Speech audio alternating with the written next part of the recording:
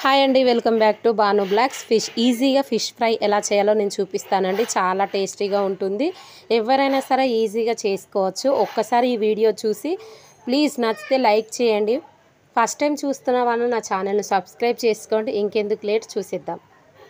మనం మంచిగా క్లీన్ చేసుకొని కట్ చేసుకున్న పీసెస్ని అయితే తీసుకుందాము. దాంట్లో సాల్ట్, కారము, అల్లం ఎల్లిగడ్డ పేస్ట్ అయితే వేసుకొని మంచిగా ముక్కలకు పట్టించండి. మసాలా మొత్తము కింద మీద అంతా పట్టించుకుని పక్కన పెట్టేసుకోండి ఒక 10 మినిట్స్.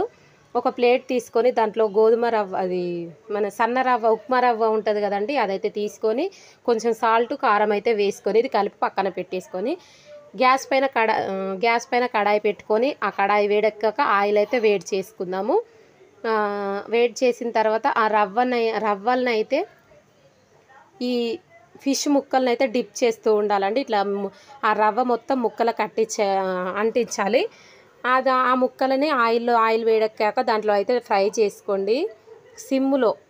సిమ్లో పెట్టేసి ఫ్రై చేసుకోవాలి. మూత పెట్టేసుకోండి. స్లోగా ఊరికే తిప్పకుండా ఒక 5 మినిట్స్కి ఒకసారి కింద మీద చేస్తూ ఉండండి. అవి విరిగిపోకుండా ఉంటాయి. ఒక్కసారి అయితే ట్రై చేయండి, సూపర్ టేస్టీగా ఉంటాయి. బ్యాచిలర్స్ అయినా సరే, పెళ్ళి అయిన వాళ్ళు కాని వాళ్ళు, అసలే వంట రాని వాళ్ళు కూడా సూపర్గా చేయొచ్చు. సింపుల్గా, ఎక్కువ ప్రాసెస్ ఏం లేదు కదా, చాలా ఈజీగా చేసుకోవచ్చు అండి. చూడండి ఎంత టేస్టీగా ఉంటుందో. ఒక్కసారి ట్రై చేసి చూడండి. ప్లీజ్ నా వీడియో కనుక నచ్చితే లైక్, షేర్, సబ్స్క్రైబ్. ఓకేనా ఫ్రెండ్స్?